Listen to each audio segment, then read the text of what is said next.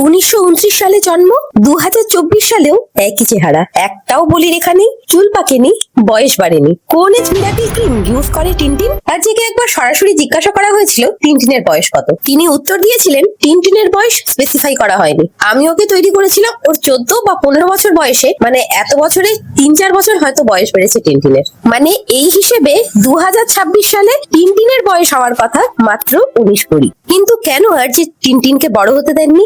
এর উত্তরে আরজি বলেছিলেন টিনটিন বড় হলে 20 বছর হবে, 22 বছর হবে, একটা সুন্দর মেয়ের সাথে তার দেখা হবে, বিয়ে হবে, বাচ্চা হবে, মানে অ্যাডভেঞ্চার শেষ। তাই হয়তো আরজি তাকে ইচ্ছে করেই ফরএভার ইয়াং রেখে দিলেন। আনকনসিয়াসলি আরজি তার নিজের 5 বছরের ছোট ভাই পলের উপর বেস করেছিলেন টিনটিনকে। এমনকি সেই আইকনিক কুইজটাও পলের ছিল, যিনি যখন ছিলেন মাত্র 16 বছর বয়সী। এই সিরিজের একমাত্র রোম্যান্স হলো বিয়াঙ্কা কাস্তাফিওরের ক্যাপ্টেন হ্যাডকের প্রতি ওয়ান সাইডেড অবসেশন, আর ক্যাপ্টেন হ্যাডক সেটা দেখলেই পালাতে চান। এবার আসি সবচেয়ে হিলারিয়াস থিওরিতে।